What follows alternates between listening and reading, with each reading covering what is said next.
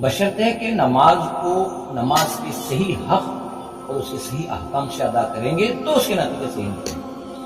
اور حدیث پاک کے اندر بھی حضور اکرم صلی اللہ علیہ وسلم نے ایک مرتبہ صحابہ اکرام کا مجمع بیٹھا ہوا تھا تو پوچھنے لگے کہ بتاؤ سب سے بڑا بدترین چور کون ہے؟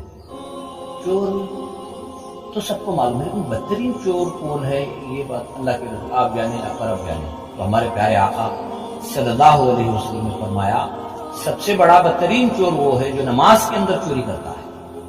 یعنی نماز ایک اللہ کا حق ہے، اس کے کچھ ارکان ہیں، کچھ ظاہر ہیں، کچھ چھپے ہوئے ہیں۔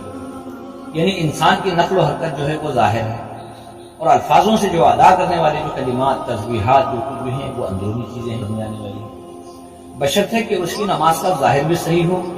جب ایک نماز پورے فرائض اور سنتوں سے بھر جائے گی اور اس میں اخلاص ہوگا تو وہ نماز اللہ کی بارگاہ میں جائے گی، اللہ اس کے صحیح نتیجے ہماری زندگی میں لاتا ہے۔ جو لوگ نماز میں خیانت کرتے ہیں، چوری کرتے ہیں، نہ الفاظوں کی ادائیگی صحیح ہو رہی ہے نہ ارکانوں کی صحیح ادائیگی ہو رہی ہے، تو وہ نماز کو ہم نے توڑ مروڑ دیا، اس کے حق میں خیانت کر دی، تو اللہ تعالیٰ اس کے نتیجے ہماری زندگی میں داخل ہوتے ہیں۔ تو بہتر ہے، نماز ایک بہت بڑی عبادت ہے، ہمیں چاہیے کہ سیکھیں سمجھیں، اس کے بعد ہم نماز پڑھیں، انشاءاللہ اس کے بعد ہماری زندگی خود بخود سنور جائے گی۔ جیسے کہ اللہ تعالیٰ نے کہا ان الصلاۃ تنہی عن الفحشاء والمنکر، جو بھی اللہ کی عبادت کریں اسے پہلے سمجھیں، سمجھنے کی کوشش کریں، سیکھنے کی کوشش کریں، اور کوشش میں رہیں گے تو اللہ بھی مدد کرے گا انشاءاللہ۔ بہت سارا ماحول اب ایسا ہے کہ بہت سارے لوگ نمازیں پڑھتے ہیں لیکن اس کے اثرات اپنی زندگی میں ظاہر نہیں ہوتے۔ اللہ تعالیٰ ہم سب کو بھی دین کی صحیح سمجھ عطا فرمائے۔